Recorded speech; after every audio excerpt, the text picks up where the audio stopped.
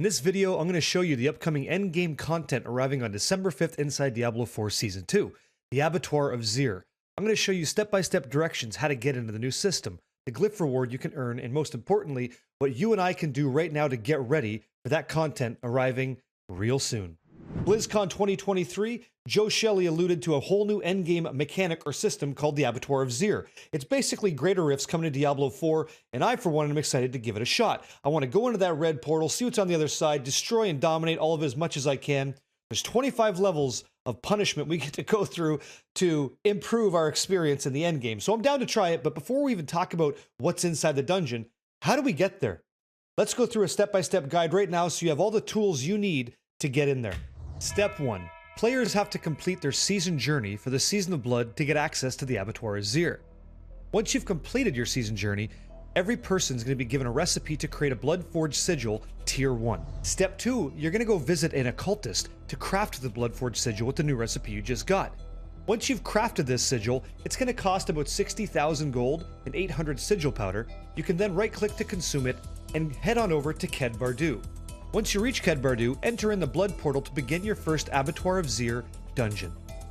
Step 3 is the fun stuff. You're now inside the Bloodforged Tier 1 dungeon.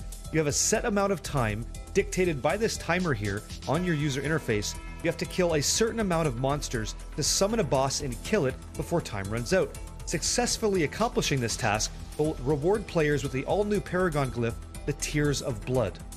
In addition to that new glyph dropping for us, there's also going to be a new Nightmare Dungeon totem that's going to give us a tremendous amount of glyph XP compared to what we have now, so I'm excited to see how that goes.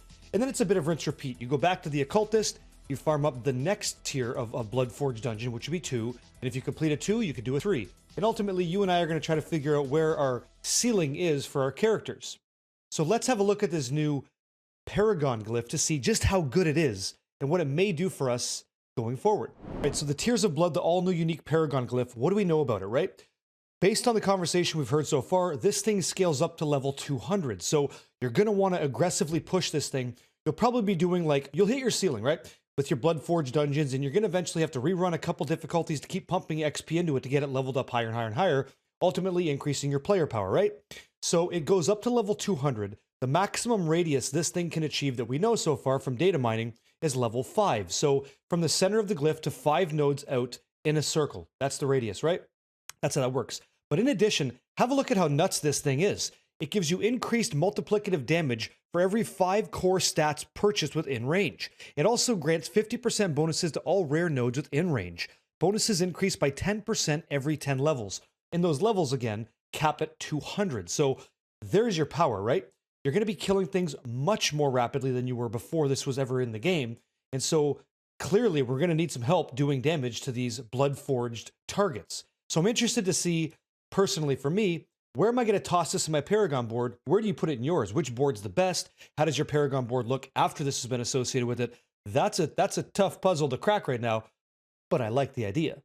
Here's some advice I'd like to give you if I can, getting you ready for the Abbattoir of Zir on December 5th. So try to make sure that you have the absolute most defense that you need for the content right now, which is 13,300 on your character. Whether you're using an elixir to get there, whether you're using disobedience on your character as you get started, 13,300 is the 85% physical damage reduction that you can get in the game today. And going forward, I've heard that the monster level goes up to about 177. I can't confirm that. This is all just speculation.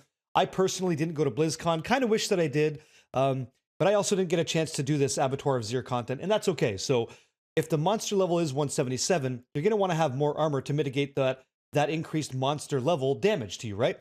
So I'm going to recommend you aim for about 15,000 armor for the Abbattoir of Zir. If you can get to that number, fantastic.